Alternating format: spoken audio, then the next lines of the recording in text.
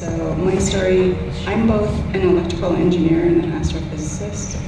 I spent many years working as an engineer at NASA, and I worked on communication systems for the surface of the moon, and I also worked on the Orion spacecraft, which I'll show you some images of that as well.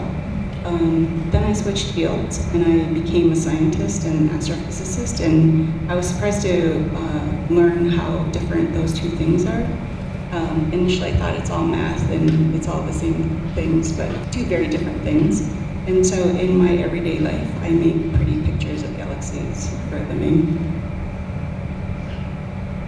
So as an engineer, I built the spacecraft for NASA, the Orion spacecraft. I worked on the design. Visitors were able to scan a QR code and point their phone at the sculpture, which features a single PMT photomultiplier tube. I'll play this little video here. And so the same PMT is used in neutrino detectors and simulates wave function collapse when they tap their screen on the mobile. And particles emerge from the PMT and strike the gallery wall, which is 24 feet, and transforms it into a glowing grid of small gray rectangles, which symbolize the 11,000 individual PMTs that line the walls of the Super Kamiokande detector in Japan, which is the most beautiful work of art that I've ever seen. And this other installation showing there is We made very sophisticated models of the moon out of paper mache. Of course, this was 1969.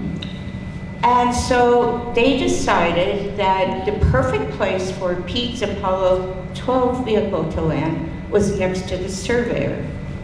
Oh my God, that was really hairy. So they do all this navigation and all this stuff. And Pete and his crewmate, Alan Bean, who was the first artist to land on the moon, they land, Pete goes down the ladder. His first words were, whoopee, because they had landed right smack next to that surveyor, which was a miracle of navigation. And then Pete was the smallest guy in the astronaut corps, so his first words were, well, it may have been a small one for Neil, but it was a big one for a little guy like me. His first words.